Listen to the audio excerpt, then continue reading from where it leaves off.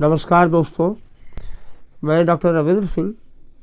दोस्तों, हम लोग एक दूसरे से परिचित तो हैं ही, ऑनलाइन माध्यम ही सही, लेकिन सही कोई तो माध्यम है ही। दोस्तों, आज मैं आपसे बात करने आया हूँ जो हम समाजशास्त्र वालों के लिए, क्योंकि बहुत सारे हैं, उसमें एक ये भी है जो हमारे मन में एक हम छात्रों के लिए एक उलझन पैदा करता है, वो है व्यक्तित्व की बातें। तो उसी व्यक्तित्व यानी पर्सनालिटी के बारे में मैं आज आपसे बात करूँगा।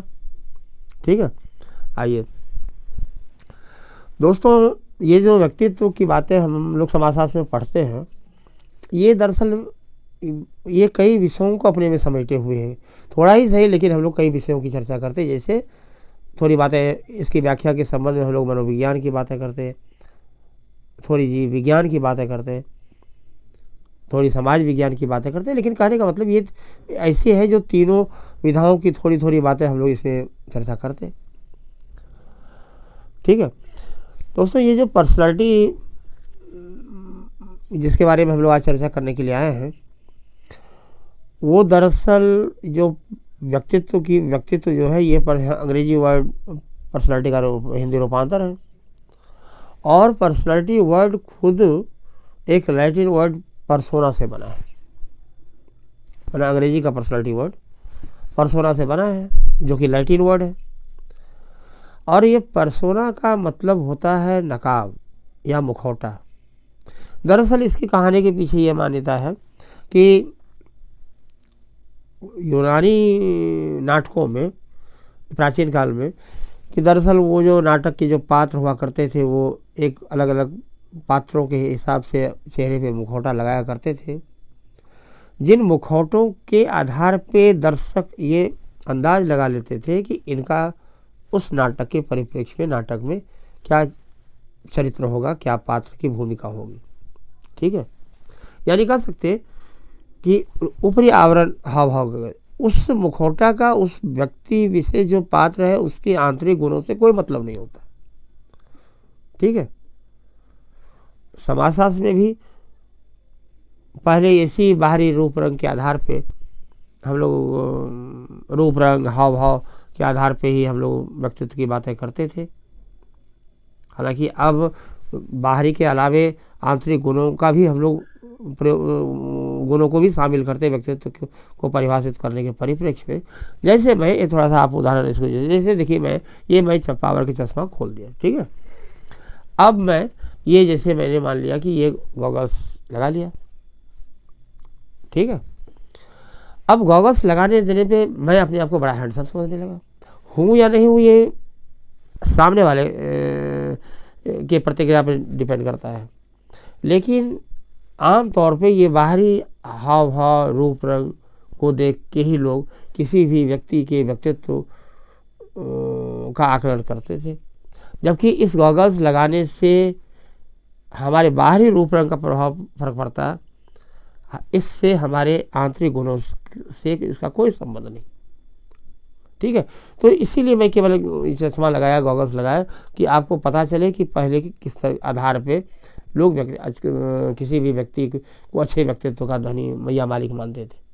ठीक है, अब मैं इसको खोल दे रहा हूँ। ठीक है, अब मैं आ जा रहा हूँ अपने मूल रूप में। खैर दोस्तों, दरअसल ये जो व्यक्तित्व की बातें होती हैं, इसमें कहा भी जाता है व्यक्तित्व के बारे में कि ये एक मनोदैहिक विशेषता, मनोदैहिक संस्थानों का एक, या व्यक्ति के मनोदैहिक संस्थानों का, या कह सके व्यक्ति के मानसिक और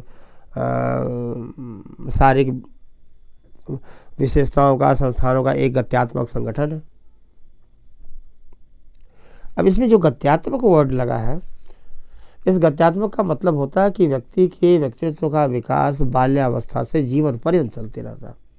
ऐसा नहीं कि किसी खास आयु वर्ग तक होता, उसके बाद समाप्त हो जाता है या बंद हो जाता है या कम हो सकता है, लेकिन व्यक्तित्व का विकास जीवन पर्यंत चलते रहता है। इसीलिए इस गत्यात्मक शब्द इसके साथ जुड़ा हुआ है। रफली आप कह सकते कि व्यक्तित्व का मतलब किसी भी व्यक्ति के शारीरिक, मानसिक, सामाजिक गुणों का एक समावेश है।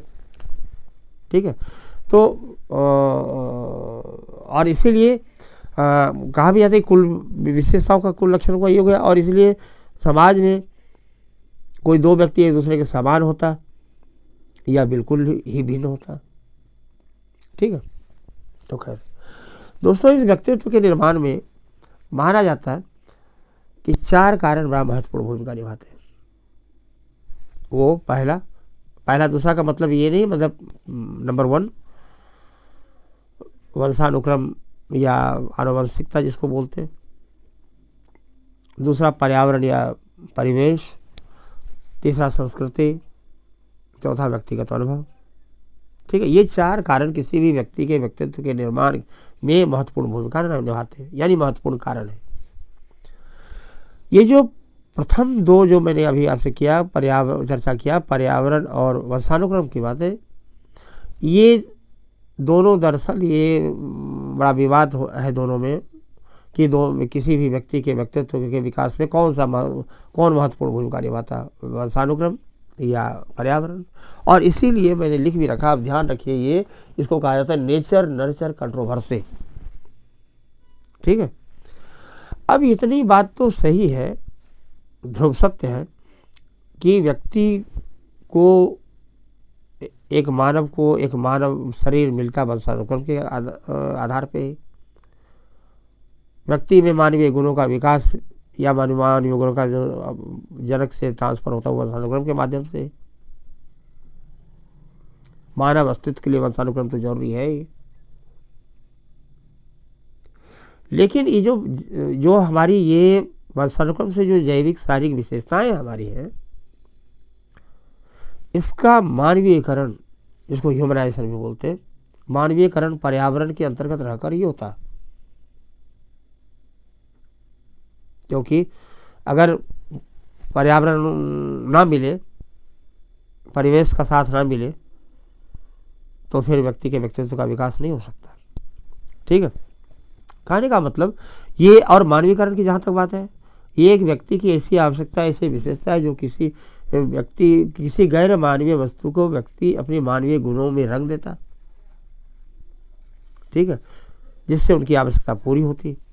जैसे संस्कृति, कला, भाषा, सबों का समृद्धि होता।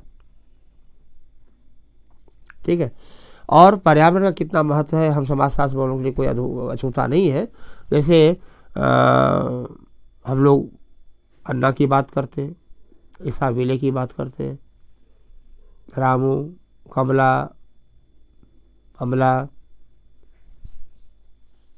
कॉस्पर हासन, ये सब ऐसे कुछ बच्चों का नाम है जो मानव के बच्चे तो थे, लेकिन चूंकि इनको मानवीय संपर्क नहीं मिला किसी भी कारण से, और उस मानवीय संपर्क नहीं मिलने के कारण इनमें मानवीय गुणों का विकास नहीं हो पाया। और फिर हालांकि इनकी जल्दी ही अल्पायु में मृत्यु भी हो गई, ये बात और है। लेकिन पर्यावरण हम मानव हैं, इसलिए हम मानवों के बीच में रहते हैं, मानवों का संपर्क मिला, मानवीय गुणों का विकास इसलिए हमें हो पाया क्योंकि हम अपने तरह दूसरे मानवों के संपर्क में रहे। और ये सब बच्चों के साथ ऐसा दुर्भाग्य रहा कि इनको संपर्क नहीं मिला या कम मिला, और फिर इसके कारण मानवीय गुणों का विकास नहीं हो पाया। मैंने पर्यावरण यहाँ भी महत्वपूर्ण है। और ये जो पर्यावरण और वंशानुक्रम की बातें आती हैं, इसके जो विवाद के संबंध में आमतौर पे 3 संप्रदाय की बातें होती। कुछ लोग ऐसे हैं जो वंशानुक्रम को महत्व देते, जैसे मैंने कुछ लिख भी रखा है नाम, जिसको आपको ध्यान में देना चाहिए, जैसे मैकडोगल, कैसल, गाल्टन, ये सब ऐसे नाम हैं, ऐसे विद्वानों के जो वंशानुक्रम को महत्व देते। वहीं पे दूसरा पक्ष, दूसरे संप्रदाय वाले ऐसे भी हैं, जैसे जो पर्यावरण को महत्व देते हैं ज़्यादातर। और उसमें बहुत सारे लोग हैं जिसमें कुछ महत्वपूर्ण नाम आप देखिए, जैसे वाटसन, वाइटनिंग, स्पेयर, मकीवर, ये सब ऐसे विद्वान हैं जो पर्यावरण को ज़्यादा महत्व देते।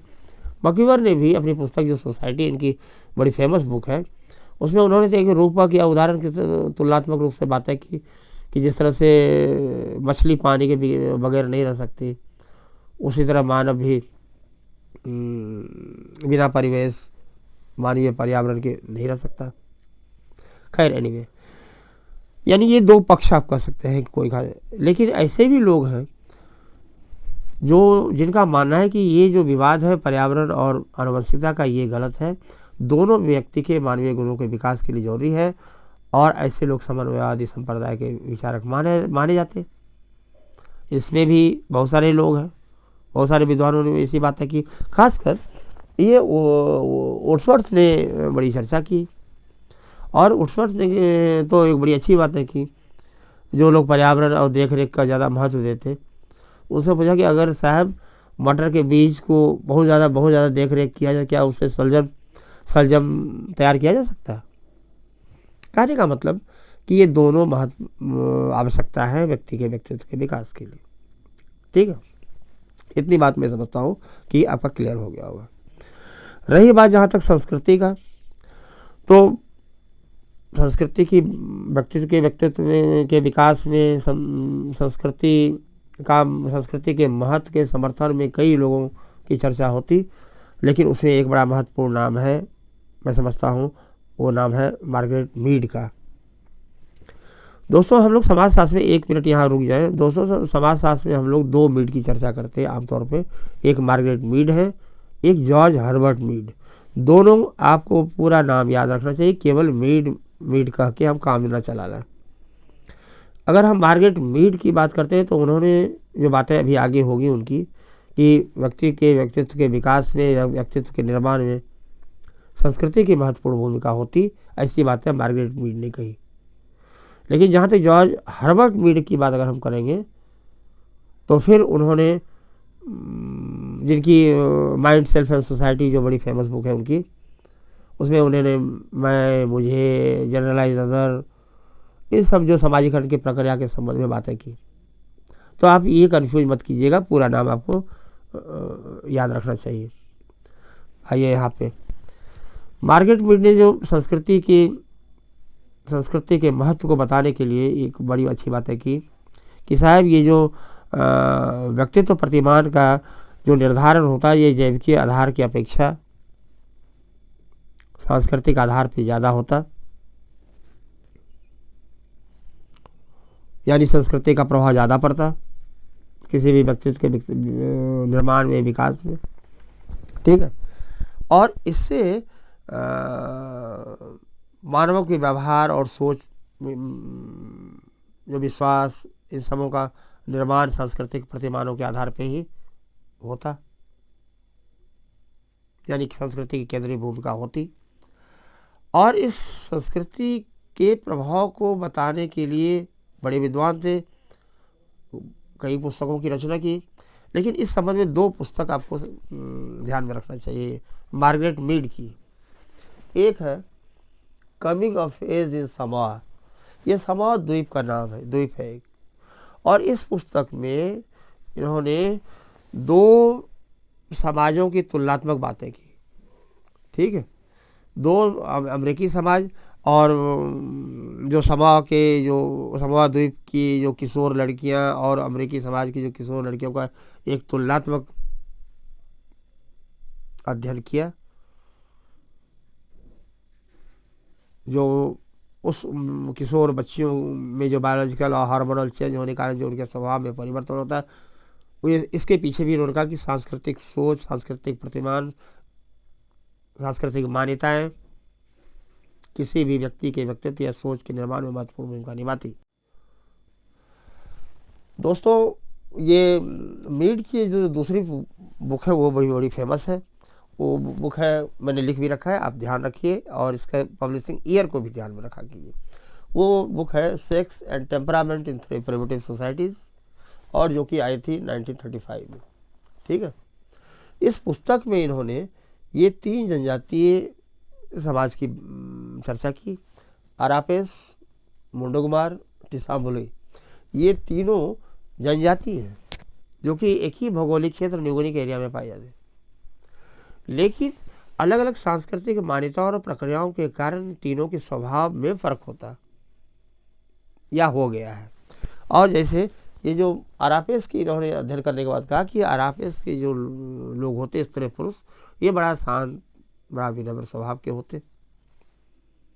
वहीं मुंडोगमार ये जनजाति हैं, आप ध्यान रखिए। मुंडा कुमार के बारे में उनका कि इनकी स्त्री पुरुष दोनों का स्वभाव बड़ा संकालू, झगड़ालू, एक दूसरे पे शक करने वाले स्वभाव इनमें विकसित हो गए। और टिसाम्बुली ये थोड़ा सा डिफरेंट है, इनमें कैरेक्टर डेवलप हो गया स्त्री पुरुष पे। स्त्रियों का स्वभाव इनमें टिसाम्बुली में बड़ा एग्रेसिव पाया इन्होंने, बड़ा एग्रेसिव स्वभाव, उग्र स्वभाव की महिलाएं होती, दबंगई होती ज़्यादा। और वहीं पे जो पुरुष होते वो बड़ा शांत विनम्र स्वभाव के होते। कहने का मतलब कि व्यक्तित्व के निर्माण में, व्यक्तित्व के विकास में संस्कृति का प्रभाव महत्वपूर्ण भूमिका निभाता। 1 मिनट यहाँ पे मैं थोड़ा देर विषयांतर होना चाहूँगा आपसे। ये आप ध्यान में रखिए कि मीड ने ये कहा, ध्यान से सुनिएगा, मीड ने कहा कि व्यक्ति के व्यक्तित्व के निर्माण में संस्कृति की महत्वपूर्ण भूमिका होती। वहीं पे रूथ फॉल्टर बेनेडिक्ट ने कहा कि व्यक्तित्व का प्रभाव संस्कृति के निर्माण पर पड़ता है। दोनों रिवर्स है, उल्टा है, ठीक है। मतलब व्यक्तित्व का प्रभाव पड़ता है संस्कृति पे ज़्यादा, यानी संस्कृति के निर्माण में व्यक्तित्व का प्रभाव पड़ता है। रूथ फॉल्टर बेनेडिक्ट मैंने लिख भी रखा है, और इनकी बड़ी फेमस बुक है पैटर्न्स ऑफ कल्चर। बेनेडिक्ट ने अपनी संस्कृति की आत्मा की व्याख्या के परिप्रेक्ष्य में 2 प्रकार की आत्मा की बातें की। संस्कृति की आत्मा की व्याख्या जब कर रहा था इन्होंने, उसमें 2 प्रकार की आत्मा, एक अपोलोनियन और दूसरा डायोनाइशियन। ये दोनों जो अपोलोनियन वर्ड है, दरअसल ये ग्रीक भाषा के शब्द से बना है, अपोलो से। ग्रीक भाषा के शब्द अपोलो से अपोलोनियन बना। और अपोलो जो है, उनके जो ग्रीक देवता जो है, ये बड़ा शांत स्वभाव के माने जाते। ये सूर्य देवता माने जाते, जो दयालु कृपालु होते। और इन देवता के व्यक्तित्व के प्रभाववश इन्होंने पाया कि जो जूनी जनजाति है, ठीक है, जो जूनी जनजाति पे इन देवता का, अपोलो देवता का प्रभाव पड़ा, और अपोलो देवता के व्यक्तित्व का प्रभाव पड़ा। और उसके कारण जूनी जनजाति वाले लोग बड़ा शांत स्वभाव के होते, शांत प्रकृति के होते, जो कि न्यू मैक्सिको के एरिया में पाए जाते रहते। वहीं पे जो डायनोसर है, ये भी ग्रीक वर्ड डायनोसियस से बना है, और ये उनके एक झगड़ालू ईर्ष्यालु देवता के प्रतीक माने जाते हैं, जो अशांति के देवता माने जाते हैं। और इन देवता के व्यक्तित्व का प्रभाव डायनोसर के डोबो जनजाति और क्वाकितुल पर पड़ा, ठीक है। डोबो आपको याद रखना चाहिए कि डोबो मेलानेशिया में पाई जाती है, और ये जो क्वाकितुल है ये उत्तरी पश्चिमी अमेरिका में पाए जाते हैं। इन देवता के प्रभाव, इन दोनों देवताओं के व्यक्तित्व के प्रभाववश इन जनजातियों की सांस्कृतिक मान्यताओं भिन्न भिन्न हो गई। यानी कहने का मतलब व्यक्तित्व का प्रभाव संस्कृति पर पड़ता, ऐसी बातें रूथ बेनेडिक्ट ने कही, ठीक है। मैक्स वेबर ने भी कारिस्मेटिक पर्सनालिटी की बातें की। खैर, तो ये दोनों अलग अलग हैं, मीड की बातें और बेनेडिक्ट की बातें। खैर दोस्तों, ये भी एक चौथा जो कारण है व्यक्तित्व के निर्माण में, जो व्यक्तिगत अनुभव की बात है। और इस संबंध में तो हम लोग खासकर कूली की चर्चा कर ही सकते।